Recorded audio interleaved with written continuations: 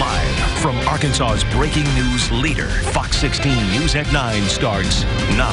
5 years after losing her in such a horrific way that I still kind of expect that she'll, show up one day. Today marks 5 years since realtor Beverly Carter's kidnapping and murder. Good evening, everyone. Thank you for joining us tonight. I'm Donna Terrell. I'm Kevin Kelly. Our Susan El-Khoury joining us in studio this evening. And Susan, this case certainly has a lot of people in Central Arkansas remembering and, of course, not forgetting. Yeah, Kevin and Donna, Beverly Carter's family wants people to remember her, and not just here. They're using her legacy to help realtors across the country stay safe. Today is a very heavy day. Watching the minutes tick by. And it's what I do every year. On September 25th, Carl Carter Jr. waits for one moment. At 6 p.m., which is the time of that appointment where she was kidnapped. To remember his mom the same time 5 years ago she met her killers. How is this my mom? How is this our family? Realtor Beverly Carter thought she was showing a couple a house in Scott, not knowing they had other plans, kidnapping and murdering her. I still find it really hard to believe that this happened to my sweet mom. Since then, this son is turning tragedy into awareness. He has a nonprofit speaking to realtors across the country about safety. So much good has come from the legacy that my mom has left behind. For investigators at the Pulaski County Sheriff's Office, they'll never forget days dedicated to the search. Continuously working around the clock. There wasn't anybody in investigations or many divisions in this department that went home.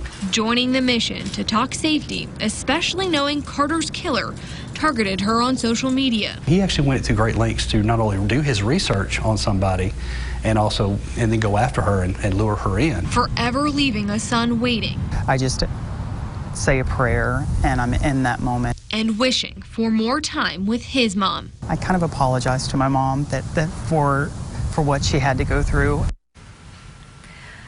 Carl Carter Jr. started these talks about his mom 3 years ago.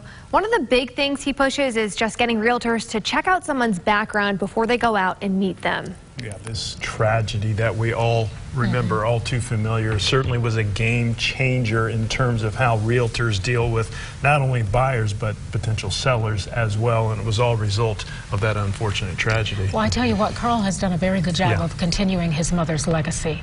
He stepped up to the plate with that. And he's been out there. He actually just had flown in today from giving talks. And one of the things he mentioned was trying to expand this to just other people who go into homes, like a traveling nurse. Yeah. That makes a lot of sense. All right, thank you.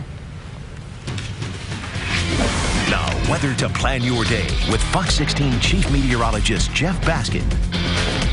In September, and we're still talking about high temperatures, upper 80s and lower 90s, feeling almost a little bit more summer-like out there rather than fall-like. 89 the high in Little Rock, and even hotter across South Arkansas up into the mid-90s. And yesterday across North Arkansas, where you had a bit of a break with highs in the 60s and 70s, yeah, back into the upper 80s to near 90. 90 in Batesville today before some thunderstorms really cooled things off. Now down to 72 in Batesville. Still in the mid to upper 70s across Central Arkansas, a little bit on the muggy side. We've had some showers and thunderstorms, especially across parts of northeast Arkansas. Lots of lightning with some of those storms, but those storms have really diminished over the last, say, 30 minutes or so. There was one strong storm near Pleasant Plains in southern Independence County. That storm has completely fizzled out, although a new one popping up just to the south of Mountain View. Nothing real strong here, but earlier the storms producing a few reports of some wind damage, some strong winds, as well as some hail around the Batesville area, so Independence County as well as Lawrence County, some wind and also some hail in some spots. Radar and satellite showing this area of showers and thunderstorms across northeast Arkansas has diminished, but now a new area of thunderstorms developing to the northwest across parts of Oklahoma, Kansas, and moving into northwest Arkansas. That is associated with the front that's slowly moving south. That area of thunderstorms moves into northwest Arkansas during the overnight hours, after midnight, into the pre-dawn hours, and then some of those showers move into central Arkansas. As they move into central Arkansas, the storms will generally weaken, but still an isolated thunderstorm or two not out of the question. Showers diminish as we go into the afternoon and evening hours, and then we're mainly dry. Could be a couple of strong to severe storms, especially in the yellow shaded area where there's a risk for some strong to severe storms, and only a very isolated risk in the green area. The main concern would be some isolated gusty winds, possibly some hail. So as we take a look at your hour-by-hour forecast for tomorrow, starting off with some showers across parts of central central Arkansas, so might want an umbrella heading out the door for tomorrow morning. Temperatures starting off in the low 70s. Showers diminish as we go into the afternoon. Notice the rain chances coming down by about 3 o'clock. But as we start to gradually clear out and the rain moves away, temperatures warming up into the upper 70s and lower 80s. But we're talking about a return of those almost summer-like temperatures in your 7-day forecast. If you're hoping for some real cool, crisp fall weather, you're going to be waiting for a while, as you'll see in your 7-day forecast. I fully support transparency on the so-called whistleblower information, even though it was supposedly secondhand information, which is sort of interesting. Today, the head of state addressed the nation officially, holding his first news conference since the announcement of an impeachment inquiry. And as the president continues to maintain his phone call with the Ukrainian president was above board, members of Congress got to decide for themselves today. Washington correspondent Jesse Tenor has their reactions. President Trump and his Ukrainian counterpart met in person for the first time Wednesday. The same day, the White House released a memo with a rough transcript of their phone conversation that prompted House Democrats like Tennessee Congressman Jim Cooper to support an official call for an impeachment inquiry. The American people deserve the truth. No one is above the law. According to the memo, President Trump asked President Zelensky to look into former Vice President Joe Biden and his son.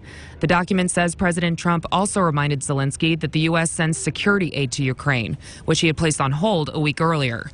Republicans like Arkansas Senator John Bozeman say that's not enough to oust the president. So far, I don't see anything that rises to the impeachment level. They've been trying to impeach the president since before he got elected almost. But Democrats like Louisiana Congressman Cedric Richmond say the memo further backs up their impeachment investigation. It's very disturbing. If you look at all of the language, all of the innuendo, and some of the blatant suggestions, such as, I need a favor. The investigations will escalate as the acting director of national intelligence plans to testify about the whistleblower complaint on Thursday. It's a lot easier to let the cat out of the bag than put it back in. This cat's out the bag, both for the allegations about the president and the allegations about the vice president. Louisiana Senator John Kennedy says this is a distraction Congress can't afford as they try to pass a budget and a trade deal.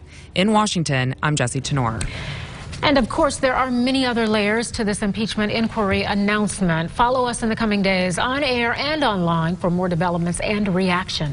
A monumental moment unfolding today in a Dallas courtroom in the Amber Geiger murder trial. We're told the judge was trying to determine whether she would allow certain testimony from the Texas Rangers lead investigator.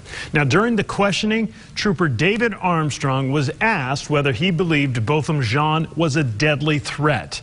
Keep in mind, this all happened when the jury was out of the courtroom. Take a listen to what Armstrong had to say. What is that opinion? I believe that she did perceive him as a deadly threat. Based on your training and experience, you don't believe there's even probable cause that Amber Geiger committed any crime, correct? That's correct. Again, that testimony was said or I should say was not said in front of a jury. At this point, the judge is not allowing this to be said in front of the jury because it's his opinion. Of course, we'll continue to follow developments in this trial in the coming days. A Fox 16 News update now. A former VA pathologist in Northwest Arkansas who was accused of working while impaired has been denied bond. Robert Levy will stay in jail until his trial on September 8th of next year. Levy was fired from a state veterans hospital after officials say he had been impaired while on duty. Last month, he was charged with involuntary manslaughter in the deaths of 3 patients who authorities say he diagnosed or misdiagnosed and whose records he later altered to hide his mistakes. New at 9, the First Baptist Church in Russellville, who is putting up a fight against the incoming casino, is now asking for money from parishioners to cover legal costs. The request was posted on Facebook, written by John Henry Jones on behalf of the church. The post was later deleted. The letter reads, in part, we currently have 2 cases pending in court with our first hearing on September 30th. It goes on to say, our goal is to win our cases before the courts and have the application before the Racing Commission struck down. If this happens, we will be bringing a statewide ballot initiative to remove Pope County from the state constitution as a location for a casino.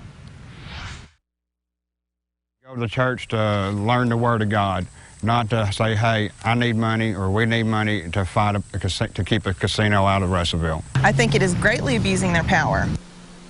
We did reach out to the church for comments. So far, we have not heard back. A health alert tonight. The first vaping death in Florida and Georgia bring the nationwide total to 11. Officials say the person who died in Georgia had a history of heavy nicotine vaping, but did not report a history of vaping other substances such as THC. As of last week, at least 530 cases of lung injury associated with the use of e-cigarettes or vaping products have been reported to the CDC. 62 years ago, 9 high school students in Little Rock challenged racial segregation in the public schools of Little Rock, and in the process, they changed history. Today, several people celebrated the anniversary. Members of Grassroots Arkansas, along with students, parents, and teachers, all gathered around Central High School, holding signs and speaking about the historical event. Many speakers said they're unhappy with the state's decision to give limited local control to the district. Organizers say back in 1957, the state was divided by race and class. They say not much has changed 62 years later. What they did changed the narrative and changed hearts and minds around segregation and race in America.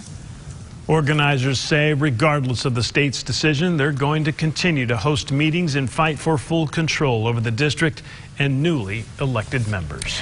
Arkansas is preparing for the 2020 census. Workers are in the early stages, but today the Complete Count Committee held its first meeting at the state capitol. Arkansans will have 3 ways to respond to the census, either through the internet, over the phone, or by mailing back the questionnaire. We were excited about the 2020 census. We're utilizing more technology and media sources that will help expand our reach and target all audiences. The final count will be delivered by December 2020. The federal census is crucial to redistricting, which is used in redrawing Arkansas's legislative districts.